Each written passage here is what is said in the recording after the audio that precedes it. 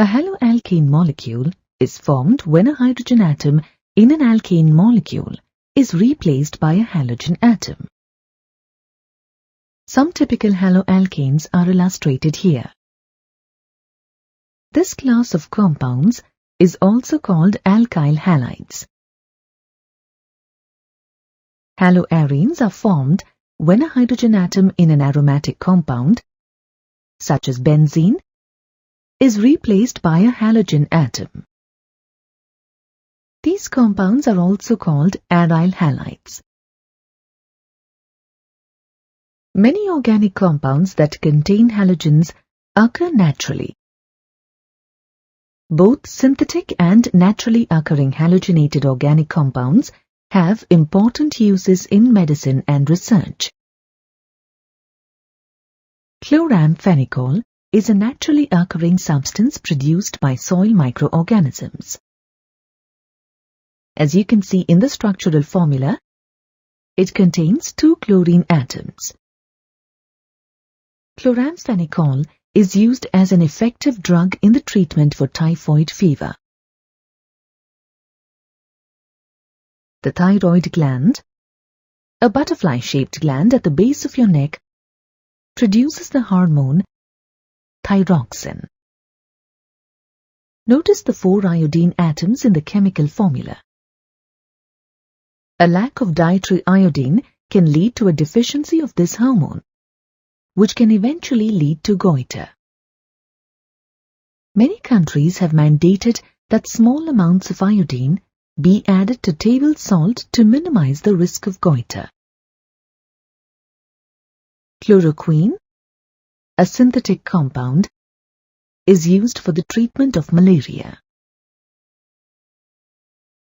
Halothane is used as a general anesthetic during surgery. These compounds are used in industries as solvents for relatively non-polar compounds, and also as starting material for the synthesis of a variety of organic compounds. Haloalkanes and haloarenes can be classified in several ways. One way is to classify them based on the number of halogen atoms. Chloroethane, a monohaloalkane, and chlorobenzene, a monohaloarene, each containing 1 halogen atom, are shown here. Dihaloalkanes and dihaloarenes have 2 halogen atoms in their formulae. Trihaloalkanes and trihaloarenes with 3 halogen atoms are also known to exist.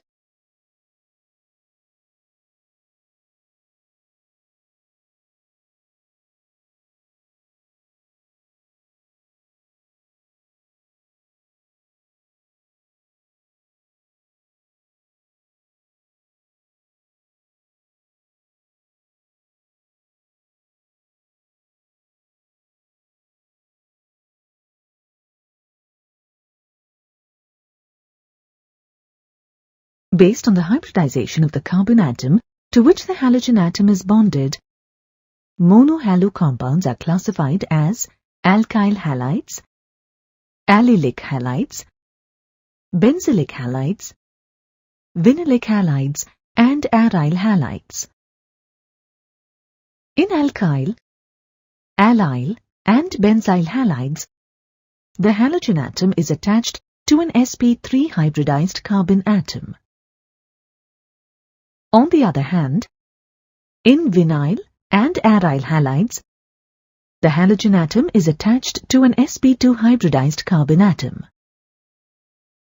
We'll start with the alkyl halides, or haloalkanes, which have the general formula Rx. R here represents an alkyl group. In these compounds, the halogen atom is bonded to an sp3 hybridized carbon atom. The homologous series of alkyl halides can be represented by the formula CnH2n plus 1x. based on the nature of the carbon atom to which the halogen atom is attached. The alkyl halides are further classified into primary, secondary, and tertiary. In primary alkyl halides, the halogen atom is attached to a primary carbon atom. For example, ethyl chloride is a primary alkyl halide. In secondary alkyl halides, the halogen atom is attached to a secondary carbon atom. Isopropyl chloride shown here is a secondary alkyl halide. In tertiary alkyl halides, the halogen atom is attached to a tertiary carbon atom. For example, in tertiary butyl chloride, the chlorine atom is attached to a tertiary carbon atom. You need to be able to recognize allylic carbons. Allylic carbons are carbon atoms bonded to a carbon atom that is doubly bonded to another carbon atom. As the illustrations here show, allylic carbons are one position away from a double bond. Allylic carbons are sp3 hybridized. Allylic haloalkanes have halogen atoms attached to allylic carbons.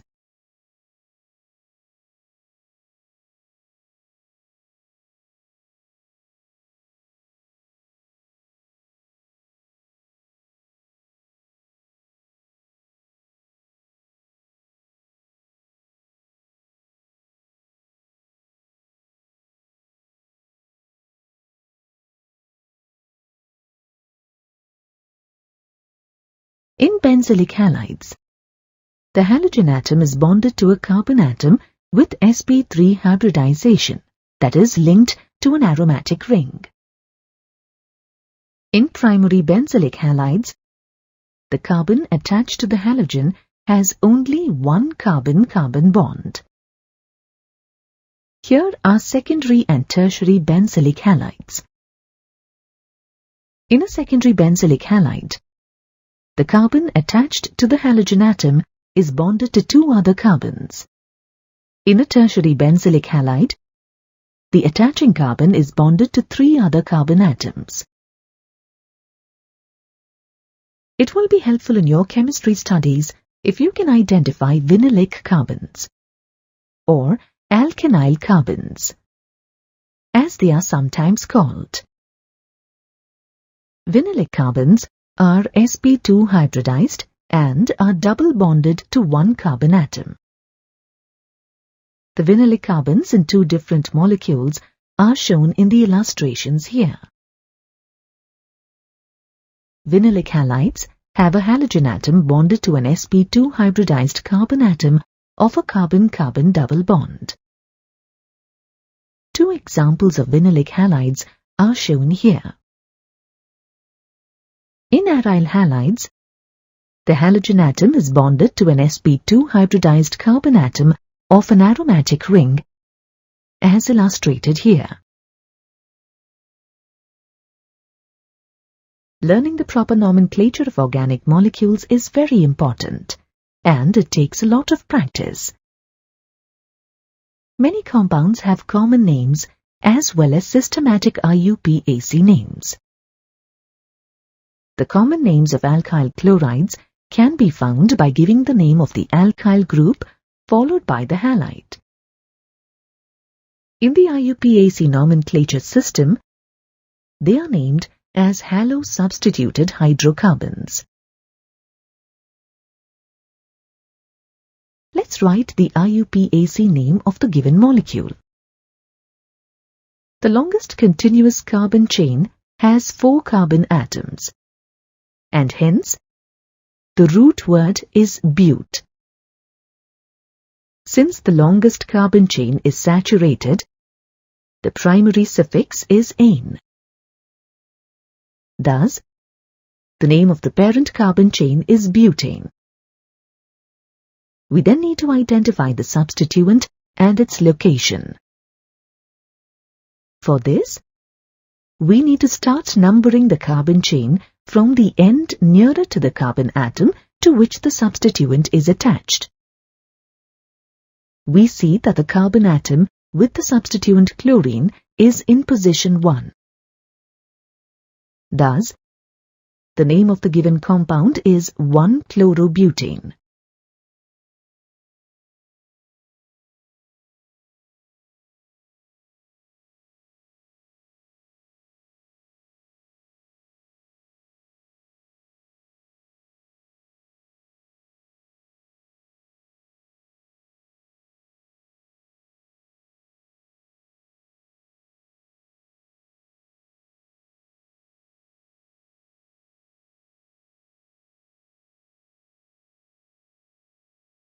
Now try these practice problems on your own. Give the IUPAC names for these two molecules. Are they primary, secondary, or tertiary haloalkanes? The IUPAC name for the molecule on the left is 2-chloro-2-methylbutane. It is a tertiary haloalkane as the chlorine is bonded to a carbon linked to 3 other carbon atoms. The IUPAC name for the molecule on the right is 3-chlorohexane. It is a secondary haloalkane. Notice that the chlorine is bonded to a carbon linked to 2 other carbon atoms. Apply your skills in a new way. Draw the formulae for the compounds here. Try these on your own before checking the answers.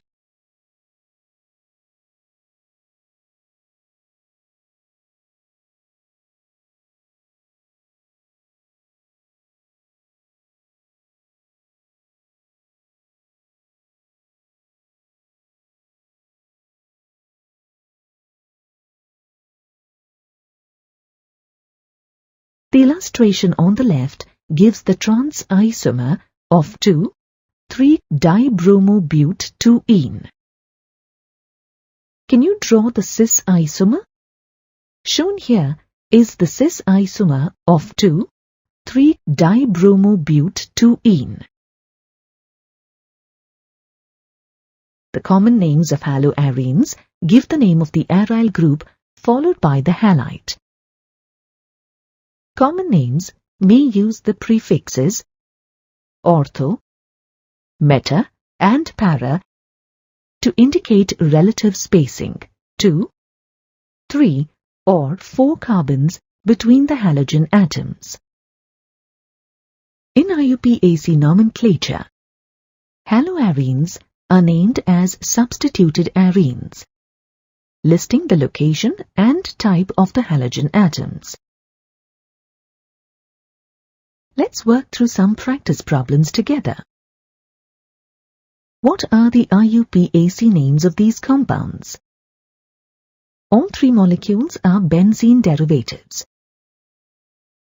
Remember that if more than 1 similar substituents are present, then we must give the location of each and include prefixes indicating the number present.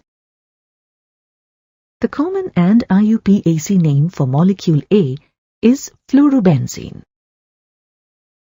Molecule B is often called meta-dichlorobenzene. Its IUPAC name is 1,3-dichlorobenzene. The common name for molecule C is symmetrical trichlorobenzene, while its IUPAC name is 1,3,5-trichlorobenzene. Dihalogenated compounds with the same type of halogen atoms can be classified based on whether the halogen atoms are on the same or adjacent carbons. If the 2 halogen atoms are bonded to the same carbon atom, then it is called a geminal dihalide. Geminal dihalides in the common system are named alkylidene halides. In the IUPAC system, they are named 1,1-dihaloalkanes. Thus, the molecule shown here can be called ethylidene chloride. Its IUPAC name is 1,1-dichloroethane. If two halogen atoms of the same type are bonded to adjacent carbon atoms, it is called a vicinal dihalide. Vicinal dihalides in the common system are sometimes named alkaline dihalides. In the IUPAC system, they are named 1,2-dihaloalkanes. For the molecule shown here, the common name is ethylene dibromide. Its IUPAC name is 1,2-dibromoethane.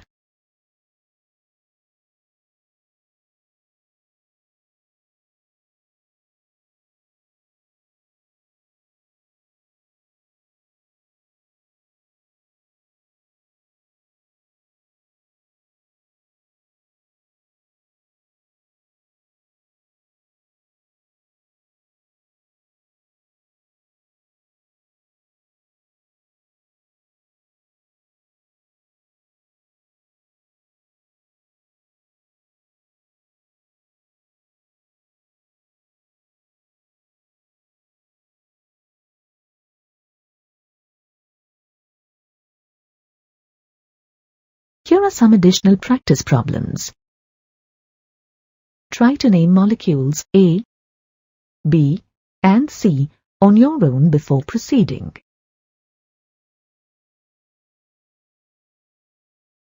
Molecule A is 1,1-dichlorocyclopentane. Molecule B is correctly named 2,4-dibromopentane. In this molecule, you will get the same name whether you start counting from the left or the right. Molecule C is 7-bromohept-1-ene. You might see this written as 7-bromo-1-heptene, using earlier IUPAC guidelines. The double bond takes priority over the halogen atom, so carbon number 1 is at the far right. Practice is the key to learning organic nomenclature. Here are 2 problems to try on your own. What are the common and IUPAC names of these compounds? Vinyl bromide and allyl chloride are the common names of these molecules. What are their IUPAC names? The common name of compound A is secondary butyl bromide, and its IUPAC name is 2-bromobutane. The common name of compound B is neopentyl bromide, and its IUPAC name is 1-bromo-2,2-dimethyl-propane. The common name of compound C is tertiary butyl bromide, and its IUPAC name is 2-bromo-2-methyl-propane. The IUPAC name for vinyl bromide is bromoethene. No number is necessary for the position of the bromine atom. Whichever carbon atom it is attached to must be the first carbon. The IUPAC name for allyl chloride is 3-chloropropene. Because of the double bond, the leftmost carbon is at position number 1. Let's practice another important skill. That is, drawing structural formulae from names. It is best if you start with the end of the name, with the carbon backbone, and work forwards. Try them independently before checking the answers.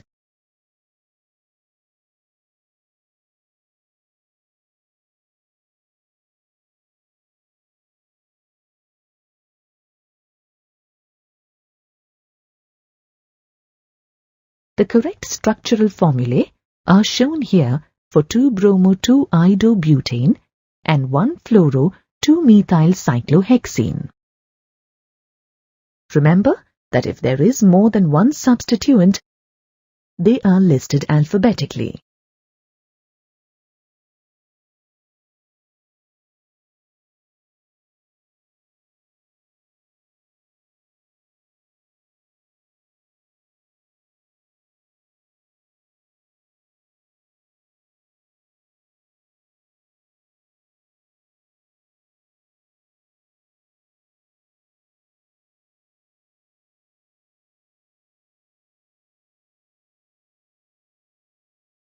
Pure alkyl halides are colorless. For example, methyl bromide or bromomethane is a colorless gas that can be used as a pesticide. However, this use is being phased out due to its toxicity. Historically, it was used as an industrial fire extinguishing agent. Methyl bromide is also known to be an ozone-depleting chemical. The alkyl bromides and alkyl iodides may develop a color when exposed to light. For example, ethyl bromide turns yellow when exposed to light and air. Many volatile alkyl halides have a sweet smell, but this may not be noticeable unless the concentration is relatively high. Lower alkyl halides, including methyl chloride, methyl bromide and ethyl chloride, as well as some chlorofluoromethanes, are gases at room temperature. Higher alkyl halides are liquids or solids. You have already studied that the carbon-halogen bond in halogen compounds is polar. Due to the greater polarity and higher molecular mass of haloalkanes as compared to the parent hydrocarbons, the dipole-dipole and van der Waals forces of attraction are stronger in these compounds. Hence, haloalkanes have considerably higher boiling points than those of hydrocarbons of comparable molecular mass. For a given alkyl group, the boiling point increases with increasing atomic weight of the halogen. This is due to an increase in the magnitude of van der Waals forces of attraction with an increase in size and mass of the halogen atom. Thus, among the alkyl halides, alkyl iodides have the highest and alkyl fluorides have the lowest boiling points. For a given halogen, the boiling point increases with an increase in the number of carbon atoms in the chain. This is again due to the increase in the magnitude of van der Waals forces of attraction with an increase in the size of the carbon chain. The boiling points of isomeric haloalkanes decrease with an increase in branching. This is due to the fact that with an increase in branching, the molecule attains spherical shape with less surface area. This results in a decrease in the magnitude of van der Waals forces and hence the decrease in boiling point. Thus, among the isomeric butyl chlorides, the straight chain isomer, N-butyl chloride, has the highest, while tertiary butyl chloride has the lowest boiling point. The haloalkanes are only very slightly soluble in water. Why? For a haloalkane to dissolve in water, energy is required to break the attraction between the haloalkane molecules and the hydrogen bonds between the water molecules.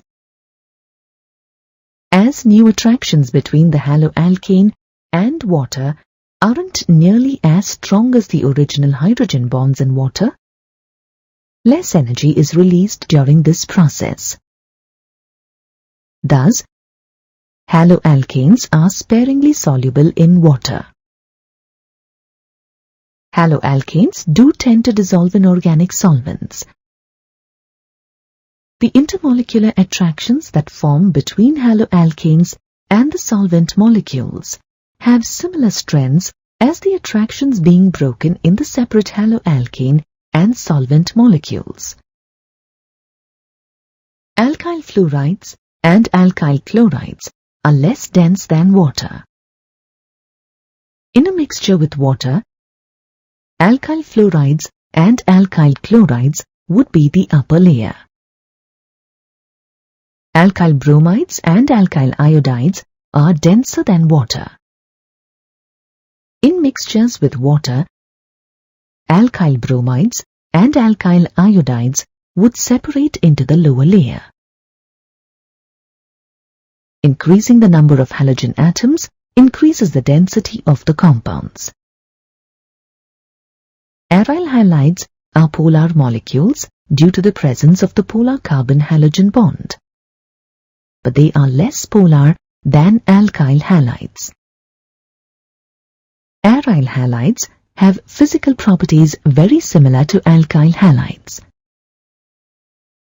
We should make special note of the isomers of dihalobenzenes.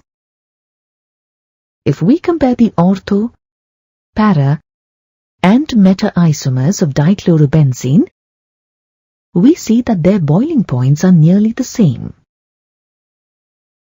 However, the para isomers have higher melting points.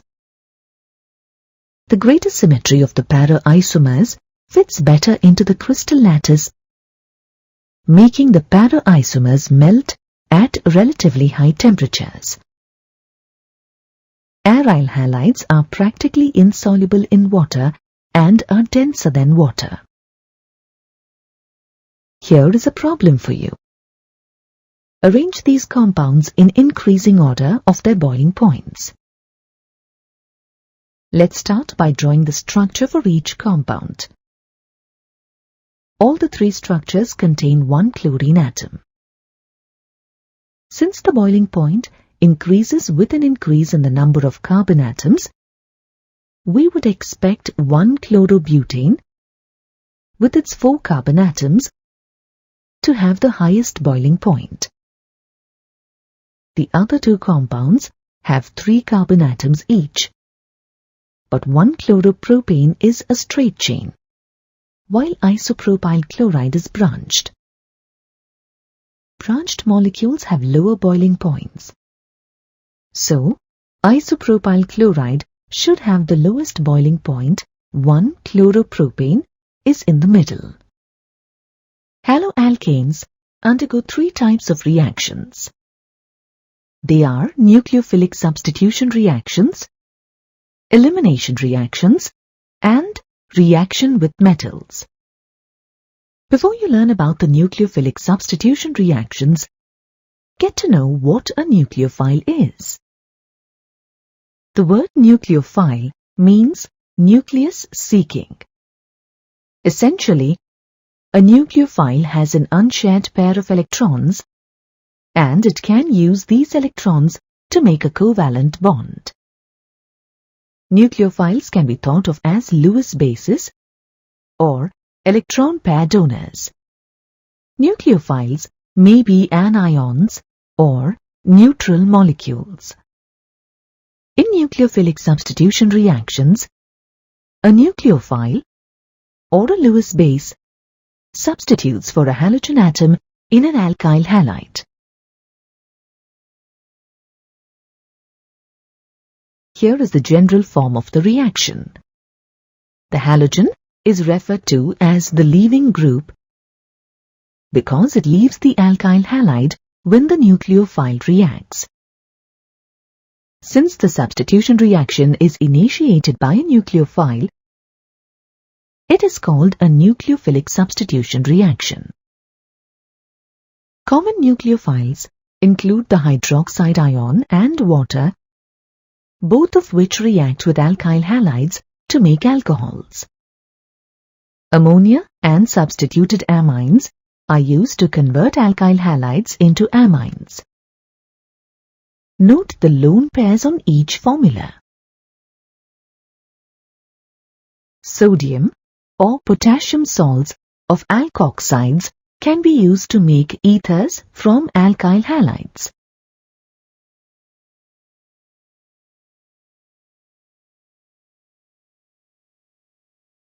Sodium or potassium salts of carboxylates can be used to make esters from alkyl halides. Sodium iodide can be used to make alkyl iodides from alkyl halides. Lithium aluminium hydride can be used to convert alkyl halides into hydrocarbons.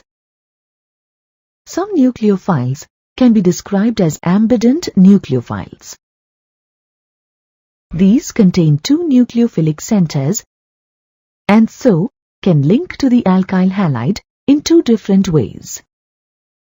For example, the cyanide ion can link through the carbon atom to make alkyl cyanides. If the cyanide ion links through the nitrogen, alkyl isocyanides will form. The nitride ion is another example of an ambident nucleophile. If it links through the nitrogen, a nitroalkane will form. It can also link through the oxygen to make alkyl nitrides. Depending upon the mechanism or the reaction conditions, nucleophilic substitution reactions can be classified as SN1 or SN2 reactions. The S is for substitution and the N is for nucleophilic. Since these reactions are initiated by the nucleophile, the number gives information on the reaction kinetics, 2 for bimolecular and 1 for unimolecular. Let's start with the SN2 reaction. The reaction between 2-iodobutane and hydroxide ion to yield 2-butanol is an example of an SN2 reaction. This reaction follows second-order kinetics, meaning that the reaction rate depends on the concentration of both the nucleophile and the alkyl halide. As the slow step or rate-determining step involves two molecules, the mechanism is termed as bimolecular. This reaction occurs in a single step and does not involve any intermediate. Take note of the three-dimensional arrangement of the atoms around the carbon in the alkyl halide. The solid wedge is used to show the bonds coming out of the plane of the screen. The dashed lines show bonds going down the plane of the screen, while the straight lines represent the bonds in the plane of the screen. In the SN2 mechanism, the nucleophile attacks from the back of the molecule on the opposite side from the halogen atom, the leaving group in this reaction. The leaving group leaves simultaneously. This is described as a concerted mechanism. That is a one-step mechanism, because the new bond between the nucleophile and the carbon atom forms at the same time as that of the carbon-halogen bond breaks, as shown in the pentacoordinate transition state. Since the carbon atom is bonded to 5 atoms, the transition state is unstable and hence cannot be isolated. As the bond between the nucleophile and the carbon atom forms, the bond between the carbon and the leaving group weakens. The nucleophile essentially pushes the leaving group off the carbon atom. There is only one type of product in an SN2 reaction. If you compare the alkyl halide reactant and the substituted product, you can see that they have opposite stereochemistry. This switch is called an inversion of configuration. Can you imagine an umbrella being pushed inside out by a heavy wind? This is a useful analogy for understanding the SN2 mechanism.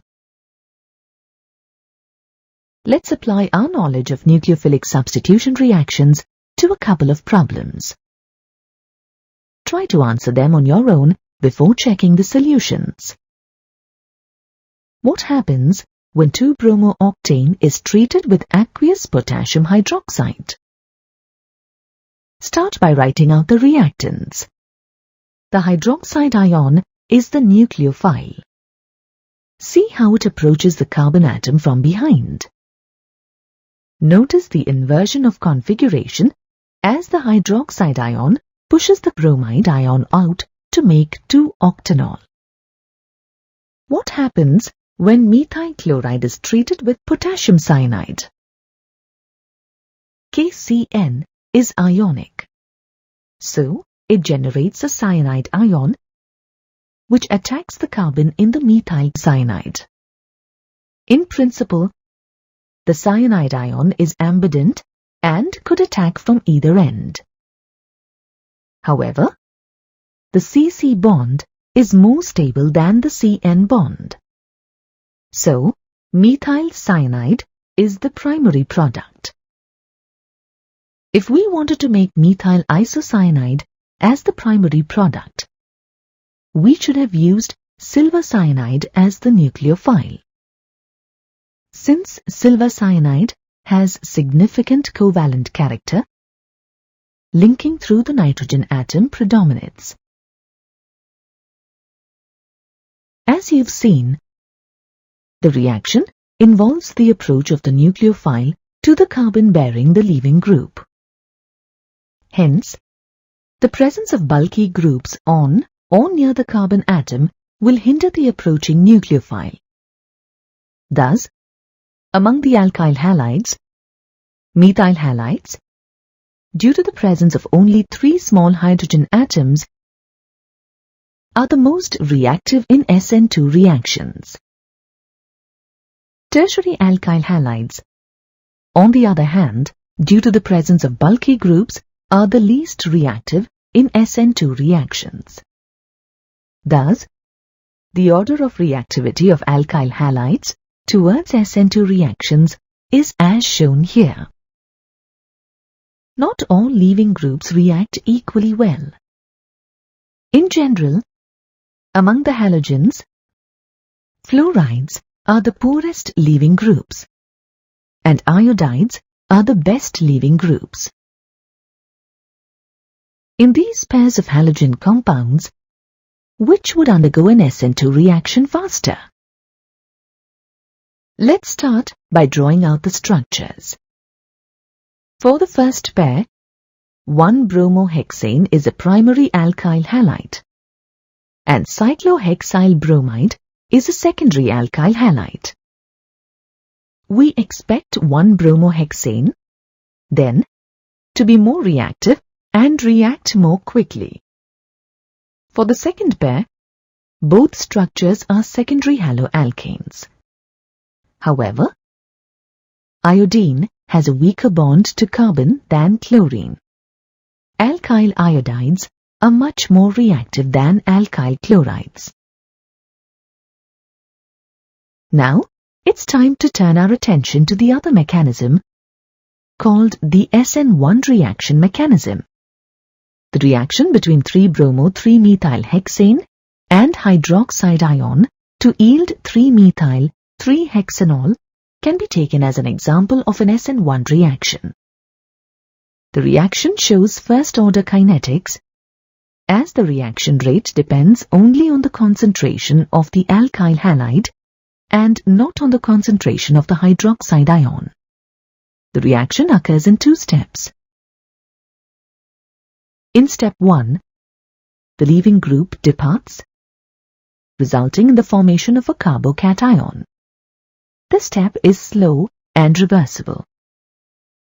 In step 2, the nucleophile attacks the carbocation, forming a covalent bond. The greater the possibility of the formation of a carbocation by an alkyl halide, the higher are the chances for the reaction to proceed via the SN1 mechanism. Further, the greater the stability of carbocation, the greater will be its ease of formation from alkyl halide and the faster will be the rate of reaction. Thus, due to the greater stability of tertiary carbocations, tertiary alkyl halides readily undergo SN1 reactions. Allylic and benzylic halides also show high reactivity towards the SN1 reaction. This is because the allylic and benzylic carbocations formed get stabilized through resonance, as shown here. SN1 reactions are usually carried out in polar protic solvents such as water, alcohols, and acetic acid. The proton from the solvent molecules solvate the halide ion as it leaves in the first step of the mechanism. In the SN1 mechanism, there are two directions from which the nucleophile can attack the carbocation. Two different products can be formed from the SN1 mechanism. Compare the product that is formed when the nucleophile approaches from the left compared to when the nucleophile approaches from the right. They have the same formula, but different arrangements in space. These two products are mirror images of each other. They are not superimposable. Even if we rotate the right-hand molecule around the bond between the black and blue atoms, it still doesn't match the left-hand molecule. We call these as enantiomers. In the SN1 mechanism, both enantiomers are equally likely to form. This is called racemization. And such 50-50 mixtures are called racemic mixtures. You learn more about terms such as enantiomers and racemic mixtures, as well as about the stereochemical aspects of nucleophilic substitution reactions in the next module. You already know that an SN1 reaction proceeds with a complete racemization, while an SN2 reaction proceeds with a complete inversion. Why? In order to understand these concepts, we need to learn some elementary concepts of stereochemical principles and notations, such as plane polarized light, asymmetry, chirality, racemization, inversion of configuration, and retention of configuration. Let's start our discussion with plane polarized light and optical activity. Ordinary light is light vibrating in all directions through the line of propagation. When ordinary light is passed through a lens made of Polaroid, or more traditionally calcite, it produces a light that vibrates in only one plane and is called plane polarized light.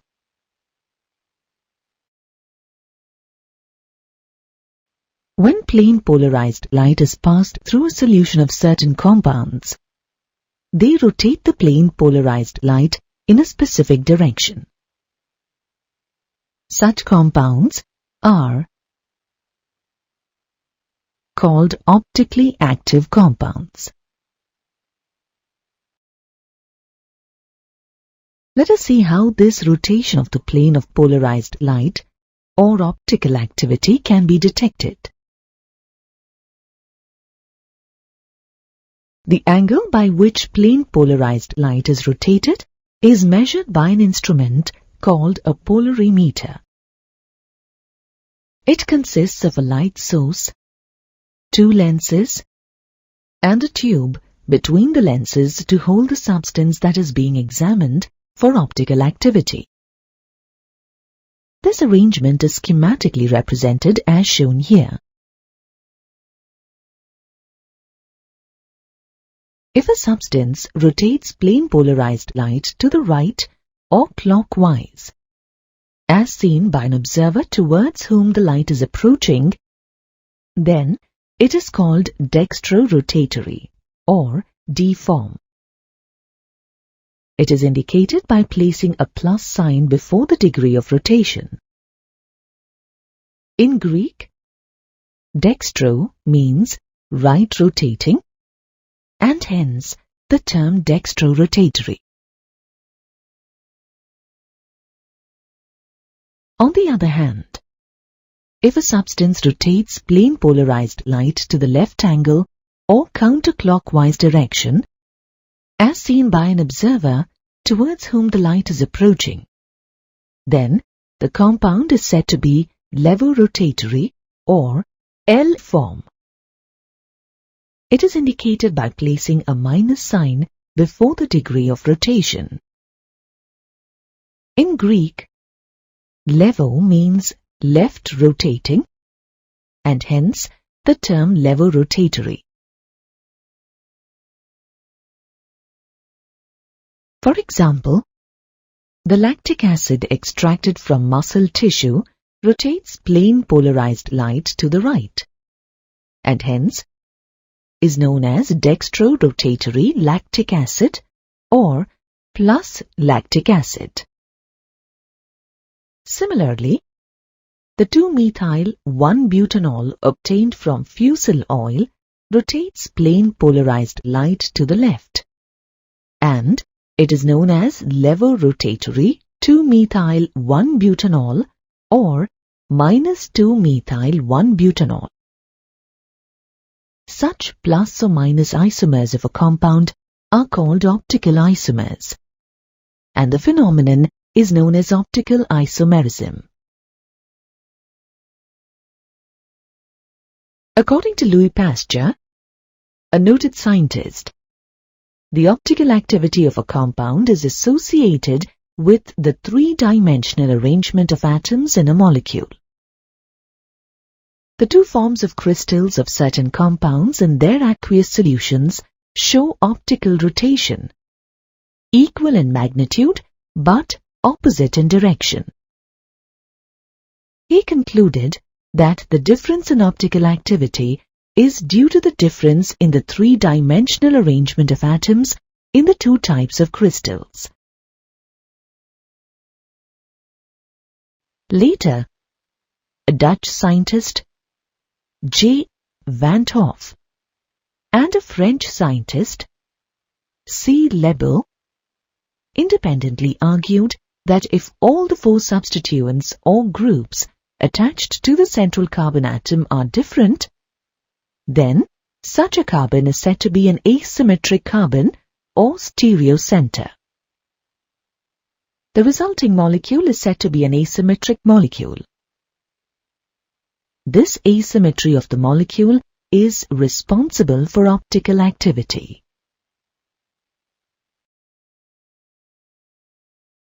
You see symmetry and asymmetry commonly in your everyday life.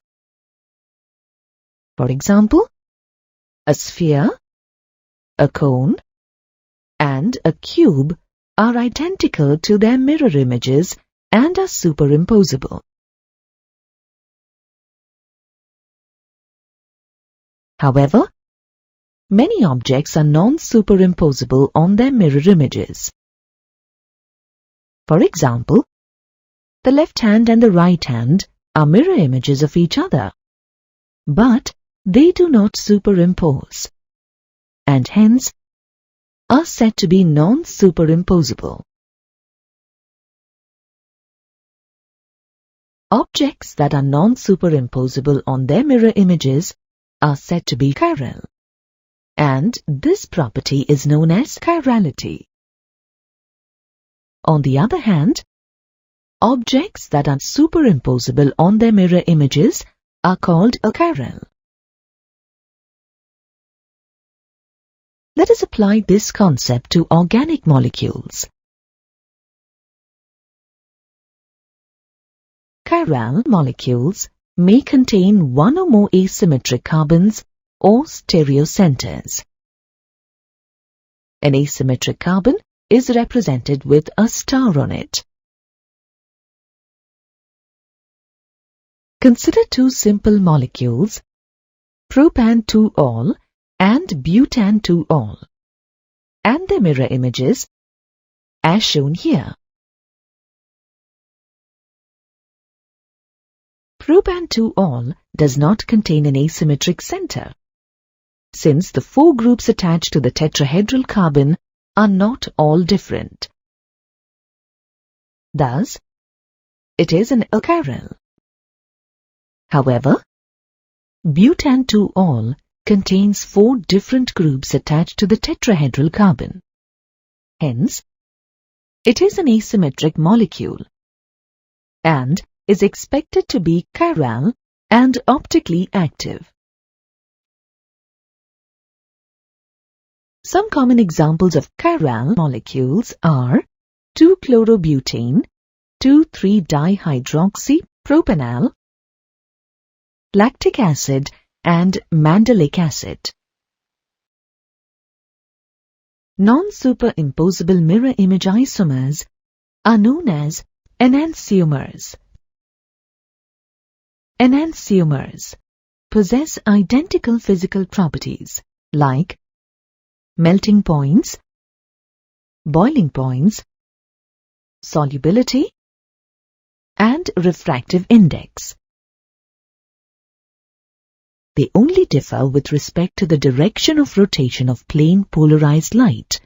They can either be dextrorotatory or levorotatory. If a mixture contains equimolar proportions of enantiomers, then it shows zero optical rotation. Such a mixture is known as racemic modification. A racemic mixture is represented with the symbol Dl or plus minus before the name of the compound. The process of the formation of an equimolar proportion of an enantiomeric mixture from an optically pure compound is known as racemization. Another important concept is that of retention and inversion of configuration.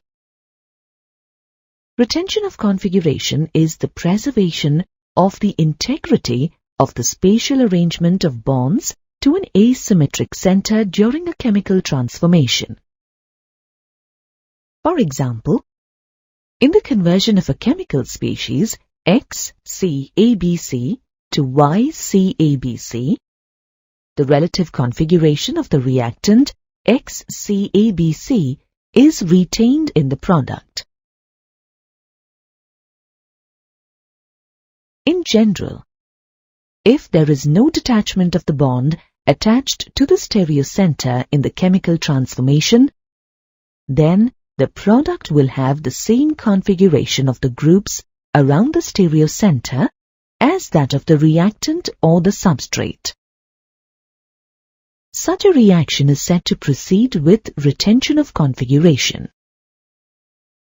In the reaction that takes place when -2-methylbutan-1-ol is heated with concentrated hydrochloric acid, there is retention of configuration as shown here. Inversion of configuration in a reaction yields a product whose configuration is opposite to that of the reactant or the substrate. For example, when -2-bromooctane reacts with sodium hydroxide in a reaction that follows second-order kinetics, +2-octanol with inverted configuration is obtained. You are already familiar with the reaction mechanism of nucleophilic substitution reactions of alkyl halides. An SN1 reaction is accompanied by racemization, while an SN2 reaction proceeds with inversion of configuration. Can you think why? we can illustrate the stereochemical aspects by taking the example of an optically active alkyl halide as a substrate. In this process, if the reaction conditions are favorable for first-order kinetics, then it follows the mechanism of an SN1 reaction. This mechanism proceeds in two steps. In the first step, which is the slow step, the alkyl halide undergoes ionization and forms a stable carbocation intermediate. This intermediate is sp2 hybridized and has a planar geometry as shown here. In the second step, the attack of the nucleophile on the planar carbocation intermediate can take place from either face with equal ease. This results in the formation of a mixture of products in equal quantities, and this process is known as racemization. In one of these products, there is inversion of configuration, while in the other, the configuration is retained. Thus, the SN1 mechanism is accompanied by racemization. It is clear that the formation of the inversion product is due to the attack of the nucleophile on the planar carbocation intermediate from the side opposite to that of the leaving group. On the other hand, the formation of the retention product is due to the attack of the nucleophile on the planar carbocation from the side same as that of the leaving group. An example of this type of reaction is the hydrolysis of optically active -2-bromobutane yields a mixture of plus and -2-butanol. Remember that it's a racemization process. Now, if the reaction conditions are extremely favorable for second-order kinetics, then the alkyl halides follow the SN2 reaction mechanism. It's a concerted process. That is, it proceeds in a single step. Here, the nucleophile attacks from the direction opposite to that of the leaving group, which is also known as a backside attack. In this process, the displacement of the leaving group from the carbon atom of the substrate and the formation of a new bond with the nucleophile take place simultaneously. This results in an unstable transition state with 5 bonds. These bonds in transition state are distorted from the tetrahedral geometry of an alkyl halide. They exist as a planar spoke arrangement for a short time. Then, the leaving group is expelled and results in a product with a complete inversion of configuration. This is known as umbrella inversion. Thus, the SN2 mechanism is accompanied by a complete inversion of configuration. An example is the reaction of -2-bromooctane with sodium hydroxide to form plus octane 2-ol with a complete inversion of configuration. You will learn about elimination reactions of haloalkanes and also their reactions with metals. Apart from undergoing substitution reactions, haloalkanes also undergo elimination reactions. In these reactions, a haloalkane with a beta hydrogen atom, on heating with an alcoholic solution of potassium hydroxide, loses a halogen atom from the alpha carbon and a hydrogen atom from the beta carbon to form an alkene molecule. Since a beta hydrogen atom is involved in the elimination, these reactions are often called beta elimination reactions. What if there is more than one beta hydrogen in the molecule? In this situation, more than one possible product can be formed. In such cases, the major product can be predicted by Zaitsev's rule or Zaitsev's rule. According to this rule, in dehydrohalogenation reactions, the preferred product is the alkene that has the greater number of alkyl groups attached to the doubly bonded carbon atoms. Let's look at an example. Looking at the reactant molecule, we see that there are two beta carbons, one on either side of the carbon attached to the chlorine atom. We could remove a hydrogen atom from either beta carbon, leading to two possible products. When we draw the structure of the two products, we see that the first product, formed when a hydrogen atom is removed from the left beta carbon, has three alkyl groups linked to the carbons of the double bond. The second product, formed when a hydrogen atom is removed from the right beta carbon, has only two alkyl groups attached to the carbons of the double bond. Thus, according to Zaitsev's rule, the first product is the preferred product. Now try a problem on your own. Predict the alkenes that would be formed by the reaction of 2-chloro-2-methyl-butane with sodium ethoxide in ethanol. Sodium ethoxide in ethanol is a strong base. Try to work out the answer independently before checking the solution. How can dehydrohalogenation by beta elimination occur in this molecule? The chlorine atom can be removed from carbon number 2.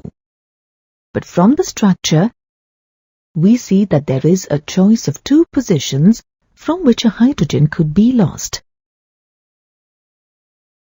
Two products will form. Zaitsev's rule predicts which alkene is formed in the greatest amount. 2-methyl-2-butene has three alkyl substituents of the double bond. In comparison, 2-methyl-1-butene is disubstituted.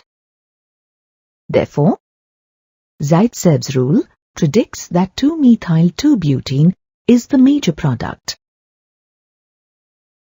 An alkyl halide may either undergo substitution or elimination reaction depending on its nature and on the strength and size of the nucleophile. In the presence of a bulkier nucleophile, elimination is preferred over substitution. Due to the steric factors, the abstraction of proton is comparatively easy than approaching the tetravalent carbon for substitution.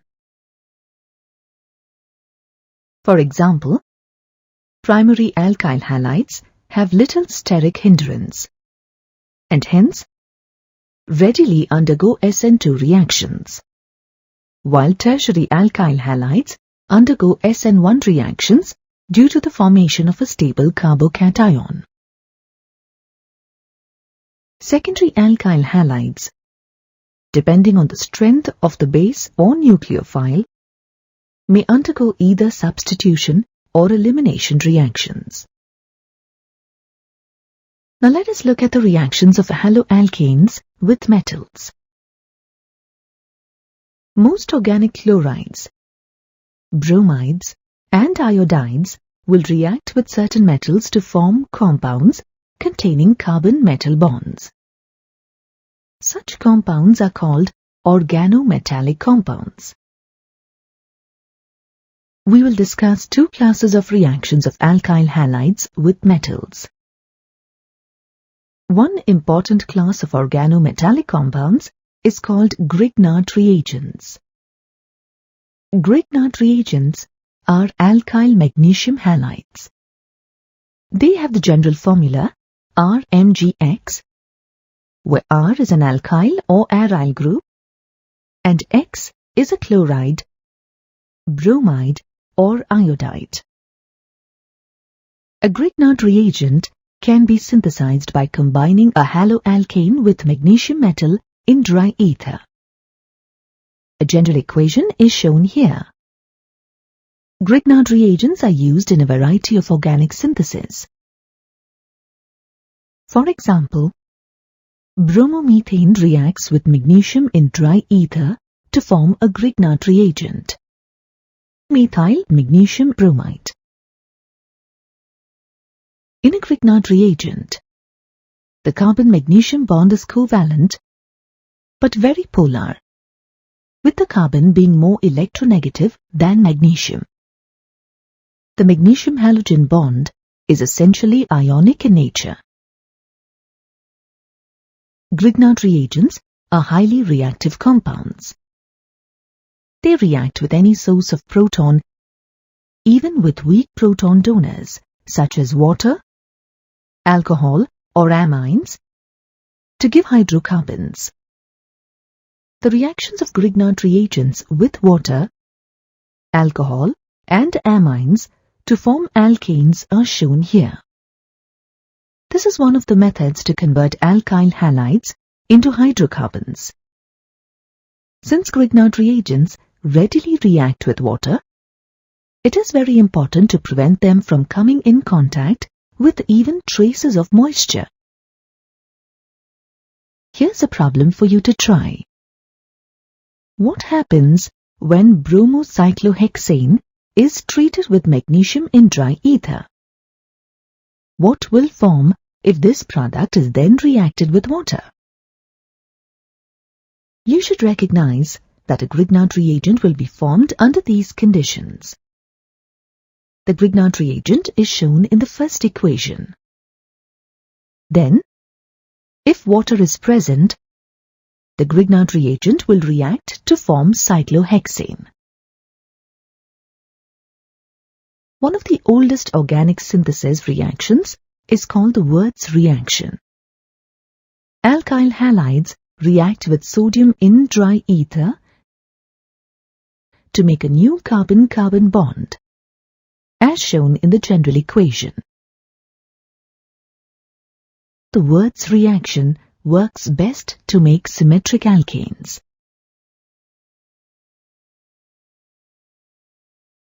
Polyhalogen compounds are carbon compounds containing more than one halogen atom. Some examples of polyhalogen compounds are shown here. Many polyhalogen compounds are useful in the industry and in agriculture. Dichloromethane, also called methylene chloride, is a colorless volatile liquid with a moderately sweet aroma. Dichloromethane is used as a propellant in aerosols and also as a paint remover. However, the use of dichloromethane for removing paint has been banned by the European Union since it is a carcinogen or a cancer-causing agent.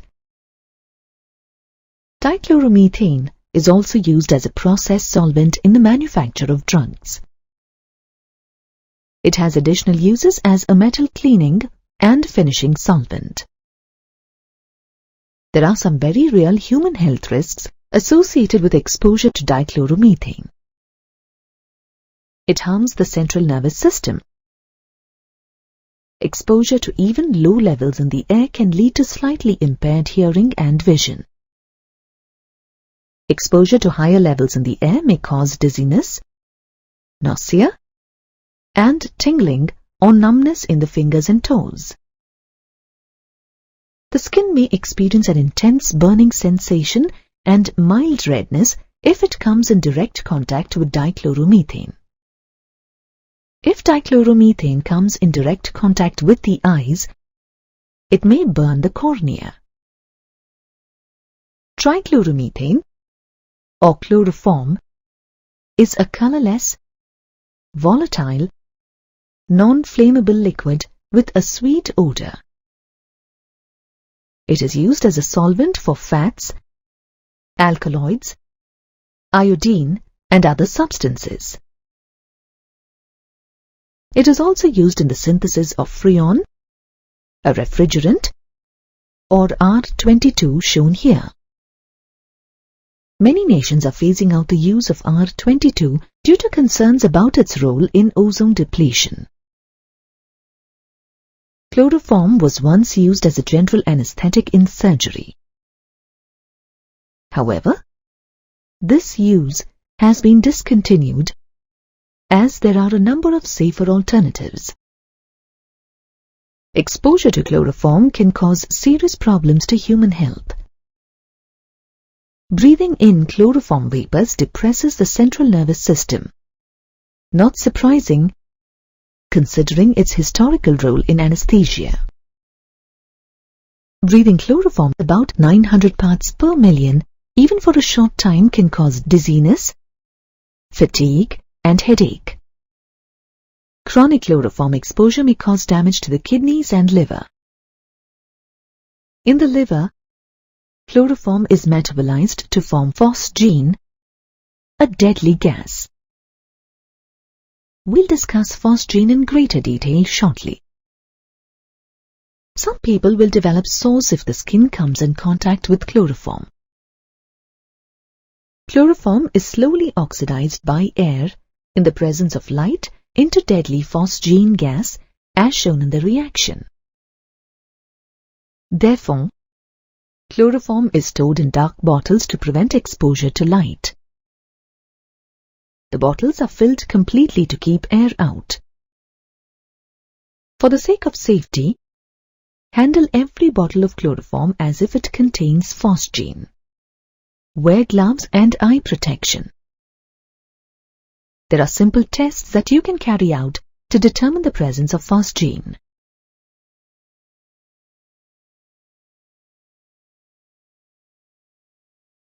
Phosgene, or carbonyl chloride, has a characteristic odor of cut hay.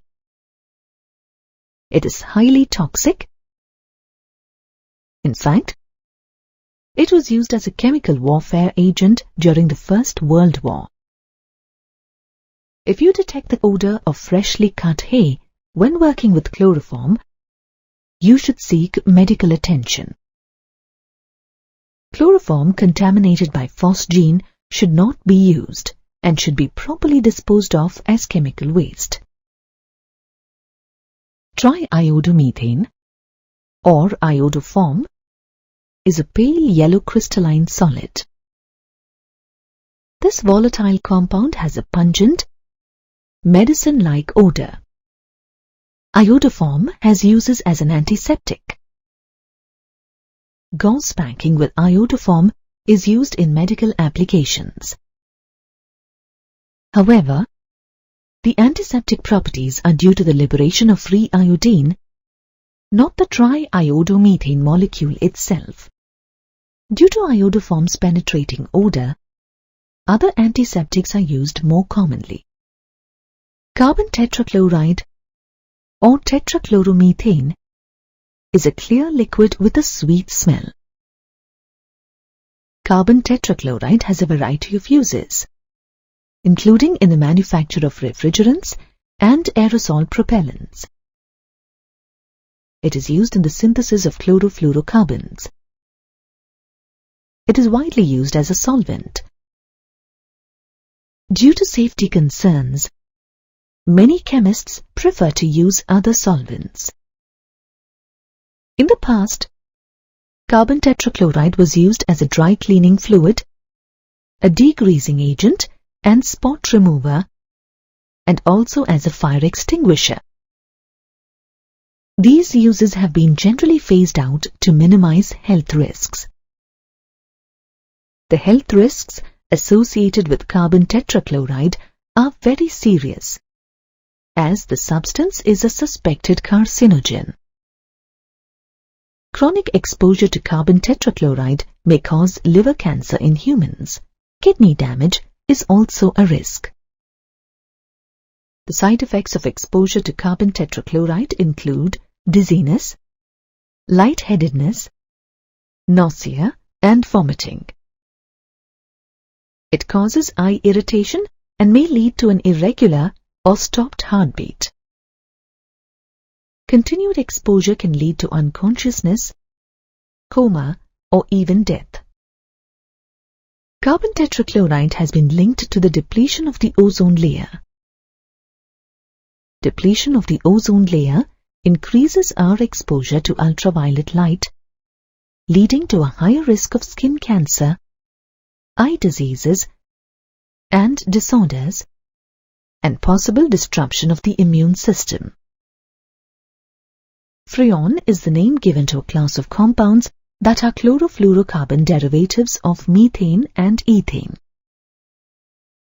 These compounds are extremely stable and unreactive.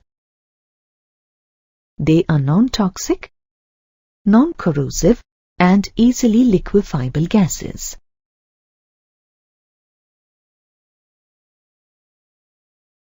Freon 12, illustrated here, was one of the most commonly used freons in the industry.